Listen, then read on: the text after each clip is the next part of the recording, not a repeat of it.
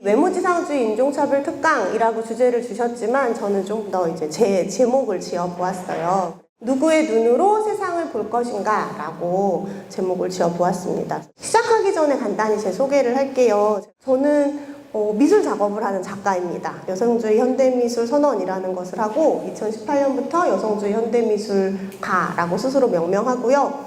요즘 너무너무 유명한 그 걸그룹 화사가 있지만 그보다 훨씬 먼저 20세기부터 제가 먼저 화사였답니다. 네, 그리고요. 먼저 우리 오늘 제 주제가 외모지상주의잖아요. 이 외모지상주의라는 말은 어디서 왔을까부터 이제 고민을 해보는 게 필요하지 않을까 싶습니다. 그래서 아시는 분은 아시겠지만 사실 거의 모든 개념들이 우리나라 한반도 한국에서 생긴 게 거의 없어요. 다 수입해온 개념이죠. 그래서 루키즘이라는 말이 1970년대에 만들어졌다고 해요. 그래서 미국도 이제 경제 호황기를 막 맞고 소비가 많아지고 그러면서 외모에 많이 신경 쓰는 사람들이 생기면서 그것들이 사회 문제로까지 발전하면서 루키즘이라는 게 생겼고 이제 우리나라에는 외모지상주의라고 번역이 되었어요. 그러면 무슨 뜻이냐? 모두 다 아시겠지만 외모가 개인 간 우열과 인생의 승패를 가르는 기준이라고 믿으며 집착하는 건 거죠. 정말 아동 청소년들에게 되게 중요한 문제이기도 하고 또 연령대를 떠나서 사실 사회 현상이기도 합니다. 근데 중요한 건 외모지상주의라고 우리가 얘기를 하지만 사실은 외모차별주의라는 게 더 그 속성을 잘 드러내는 말인 것 같아요. 외모에 의해서 사람을 차별한다는 거죠. 그래도 된다고 믿는 신념과도 같은 거예요. 그렇다면 이제 기준이 있어야 그것에 맞춰서 차별을 하거나 우대를 하잖아요. 그랬을 때 바람직한 외모라는 게 상정돼야 되는 거죠. 그러면 이 바람직한 외모는 무엇이냐? 옛날에는 얼굴이 중요했는데 지금 막 몸매도 중요하고 비율도 중요하고 얼굴도 막 크기도 중요하고 피부도 어때야 되고 눈이 어때야 되고 눈썹이 어때야 되고 코는 또 어떻게 생기고 입은 어떻게 생기고 입술에 그래서 뭐 어떻게 해야 되고 치아 배열은 어떻고 색깔은 어때야 되고 막 끝도 없이 많죠. 이게 계속 개발되고 있죠. 그래서 심지어 이제 몇 년 전부터는 막 팔꿈치의 색깔, 무릎의 색깔까지도 막 중요한 그래서 그런 제품이 나오는 이런 상태에 이르렀습니다. 그랬을 때 사실 이 외모에서 피부의 색이라는 것이 또 되게 중요하죠. 사실 남성과 여성이 좀 다른 기준을 적용되긴 하지만 우리는 하얀 피부를 아름답다고 생각하도록 학습을 받았단 말이에요. 그러면 되게 쉽게 사실은 외모지상주의는 인종차별주의를 포함한다라고 정리를 할 수도 있어요. 이제 이렇게만 얘기할 거면 우리가 3시간 동안 모일 이유가 없잖아요. 도대체 이런 생각들이 왜 생겼는가, 그리고 어떻게 생겼는가를 천천히 역사적으로 짚어보려고 해요. 외모지상주의와 인종차별이 가능한 거, 사실은 눈으로 식별해서 피부색을 판단하고 외모를 판단하는 거잖아요. 그래서 사실은 다른 비인간 동물들하고 되게 차이점이기도 해요. 다른 비인간 동물들은 다른 감각들을 더 주로 발달시키기도 했잖아요. 그래서 멍멍이 같은 경우에는 후각이 엄청 발달해서 걔는 인간의 500배나 발달했다고 해요. 1km 막 너머에 있는 냄새까지 맡고 뭐 이럴 수 있는 거예요. 그런데 인간은 시각 중심의 문화를 발달시키면서 문제들이 생기는 것 같다는 생각을 했어요. 시각의 성격이 어떤 특성이 뭔가를 또 이야기하고 넘어가 보자면 인간에게 5가지 감각이 있잖아요. 그런데 이 5가지 감각 중에 시각만 다른 점이 있는 것 같더라고요. 4가지는 공통점인데 시각만 차별화된 특성. 혹시 이런 거 생각해 보신 적 있으세요? 저는 이제 시각 예술을 하니까 고민을 해봤는데 아마도 여러 특성이 있을 거예요. 근데 제가 발견한 건 이거예요. 시각은 다른 4가지 감각하고 다르게 감각하려는 대상과 감각기관이 만나지 않아야 감각이 일어나요. 4가지 감각은 감각하려는 대상과 감각기관이 만나야 돼요. 음식이 입에 들어와야 맛을 느낄 수 있죠. 공기 중에 뭔가 냄새 성질을 가진 분자가 코에 들어와야 냄새를 맡을 수 있어요. 진동, 파동이 귀에 들어와야 소리를 들을 수 있고 촉각은 말할 것도 없이 접촉해야 되죠. 근데 시각은 접촉하면 안 돼요. 리모컨을 보고 싶어서 눈에 이렇게 붙이면은 볼 수가 없죠. 감각하려는 대상과 감각기관인 눈 사이에 물리적인 거리를 형성해야 볼 수 있어요. 감각할 수 있어요. 근데 보통 우리가 감각이라고 하면 몸으로 느끼는 것이라고 이야기하는데 그러면 시각도 과연 감각이라고 하는 것이 맞을까? 이런 고민이 들기도 하는 건 거예요. 물론 다른 4가지 감각도 사회 문화적인 경험이나 학습에 의해서 무엇을 좋게 나쁘게 어떻게 해석하는 게 영향을 받기도 하지만 적어도 1차적으로 자기의 몸으로 느낄 수 있는데 과연 본다는 건 내 몸으로 느낀다는 말이 맞는가? 그냥 생물 시간에 배운 것처럼 망막에 상이 맺히는 그런 기계적인 작용이 아니라는 거죠. 이 감각하려는 대상과 눈 사이에 물리적인 거리가 형성돼야 하는 것처럼 그 사이에 수많은 것들이 끼어드는데 여기서 문화의 영향이 너무너무 크다는 생각을 했습니다. 이것은 무엇인가요? 네, 사과 말고 다른 걸로 보이시는 분. 그러면 이것은 무엇으로 보이시나요? 오리, 토끼. 이거 사실 한 번씩 보신 분들이 많으시죠? 그럼 보통 처음 보시는 분들은 요거를 귀로 보면 토끼라고 보고 주둥이로 보면 조류로 볼 수 있는데 오리라는 대답을 우리가 하게 되는 건 사실은 이 이미지도 우리가 어디선가 보고 배운 거예요. 뭐 비트겐슈타인이라는 학자가 어쩌고 저쩌고 해서 뭐 오리로 볼 수도 있고 토끼로 볼 수 있다.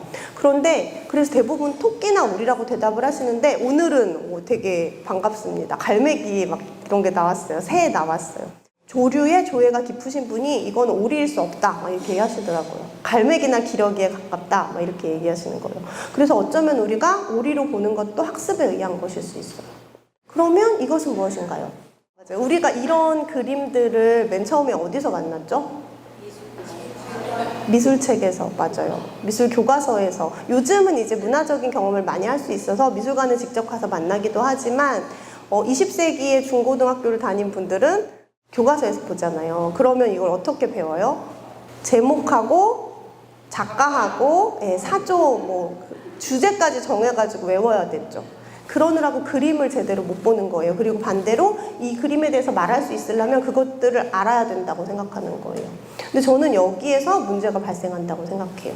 우리가 이거는 사진이잖아요. 매체로 보면 사진은 가장 쉽게 이미지를 만들고 접하고 하는 매체예요. 그래서 우리가 안다고 생각해요. 그리고 이것도 우리가 그냥 수업 듣거나 뭐 전화 받으면서 그릴 수 있는 드로잉이죠. 이 정도도 우리가 해석하고 읽을 수 있다고 생각해요. 그런데 이렇게 회화, 명화, 예술작품에 와서는 우리가 우리 눈으로 해석하기 어려워하는 게 있는 것 같아요. 왜냐면 권위를 부여받았기 때문에. 근데 문제는 이런 예술작품이라고 하는 것으로부터 지금의 대중문화가 너무 큰 영향을 받았다는 거예요. 그래서 이렇게 예술작품이라고 하는 것 속에 숨어있는 이데올로기들이 우리한테 되게 큰 영향을 미치는데 과거의 것을 비판하지 않기 때문에 우리가 과거의 것들을 그냥 답습하고 있는 게 너무너무 크다는 거죠. 이 그림은 말씀하신 것처럼 전쟁, 투쟁 뭐 이야기하셨잖아요. 프랑스 시민혁명을 다룬 거예요. 이 그림을 미술사에서 되게 중요하다고 이야기해요. 왜냐하면 이런 그림을 그릴 수 있기 전에 그림들은 미술이 아니래요. 그래서 이것은 미술이 아니다라는 책을 보면 책의 구성이 어떻게 되냐면 이렇게 펼치면 두 면이 있잖아요. 한 면에 우리가 되게 잘 아는 그림들 있잖아요. 최후의 만찬이나 막 이런 게 있고 다른 면에 이것은 미술이 아니다. 다음 장을 넘기면 또 익숙한 그림이 있고 이것도 미술이 아니다. 막 이렇게 시작이 돼요. 그래서 미술이라는 개념이 뭔지를 설명하는데 우리나라에서는 사실 제대로 배우지 않는 거죠. 오늘 그래서 또 전해드릴 거예요. 어쨌든 이 그림을 그리기 전에는 미술이 아니고 이런 그림부터 미술이래요. 이 그림은 저한테도 되게 의미가 있었던 게 제가 미술사 시간에 이 그림을 배우면서 이 그림 좀 이상하다라는 생각을 처음으로 한 거예요. 여러분은 혹시 이 그림 이상하게 보이는 점이 없으실까요? 그러니까 프랑스 시민혁명, 시민들이 신문제를 무너뜨리는 혁명을 하고 있는 전쟁 장면이에요. 이상한 점 없으실까요? 맞아요. 가슴을 굳이 보여주고 있죠. 맞아요. 저도 그 점이 이상했어요.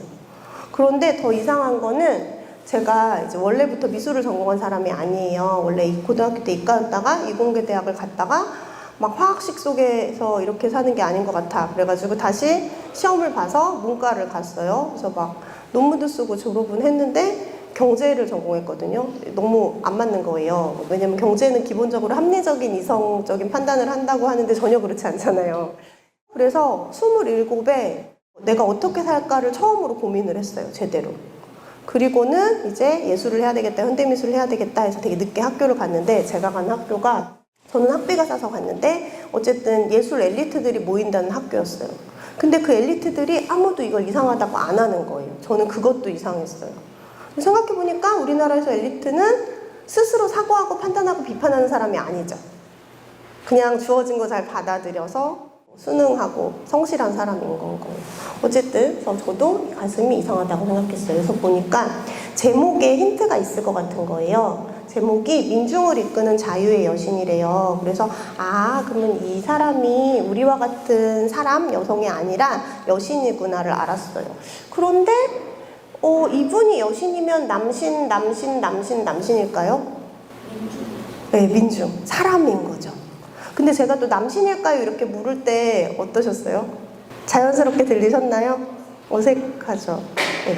왜냐하면 신은 항상 당연히 남성으로 설정되어 있기 때문에 성별을 붙이지 않는 거예요. 이런 거부터 이제 생각을 하게 된 거죠. 그러면 이들은 신이 아니라, 남신이 아니라 사람이에요. 민중, 사람. 다시 말해서 프랑스 시민혁명을 통해서 민주주의가 이제 시작되기 시작했는데 그 민중은 남성밖에 생각을 못한 거예요. 그쵸? 여성은 여신쯤 껴주는 거예요. 근데 그나마도 가슴을 이렇게 훤히 보여주고 있어요. 근데 제가 막 이런 그림들을 설명하면 이제 우리는 사실 우리가 다 식민지 교육 받았잖아요. 슬프지만 인정해야 될 것이 우리나라에서 공교육 제도가 시작되자마자 일제가 침략했고 그래서 이제 공교육을 다 관장했는데 일본 입장에서 스스로 사고하고 판단하고 비판하는 개인 주체로 교육을 시킬까요? 아니죠. 식민지 백성에게 말 잘 듣게 해야 되잖아요. 그러니까 권력과 권위를 추종하고 무조건 받아들이게 교육을 한 거죠. 그게 식민지 교육이죠. 근데 이제 일제 강점기로부터 벗어나서 해방이 됐는데 우리는 다른 교육을 받나요? 안 그러죠. 21세기까지도 식민지 교육을 받고 있는 거예요. 그래서 우리는 항상 이렇게 뭔가 권위적으로 제시되는 걸 잘 받아들여요. 그리고 이건 왜 그렸냐? 사실 이유가 다 있어요. 이 프랑스 시민혁명 당시의 상황을 전하는 거거든요.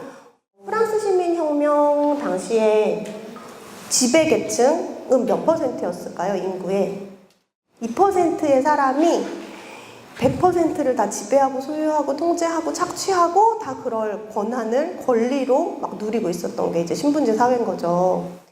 근데 2% 사람들이 맛있는 거 먹고 예쁜 거 입고 좋은 집에서 살고 막 문화를 향유하고 할 수 있게 하는 전문가 그룹들 옆에서 이제 그걸 도와주는 사람들이 있어야 될 거 아니에요. 우리가 지금 부르주아라고 말하는 사람들이 사실은 그 사람들이래요.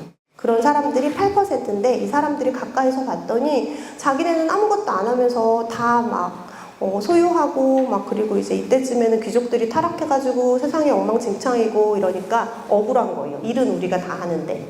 그래서 혁명을 일으키고 싶었대요. 그런데 자기네 힘만으로는 부족한 거예요. 왜냐면 이 2%의 지배계층한테는 군대도 있고 자기네 인구도 8%밖에 안 되니까. 그러면 성 밖에 있는 사람들 지금 몇 %겠어요? 90%. 사실은 거의 대부분의 사람들은 성 밖에서 막 농사도 잘 안 되고 하루에 한 끼 풀칠하면서 살았대요. 그 사람들은 사실 성 안에서 무슨 일이 벌어지는지 잘 모르는 거죠.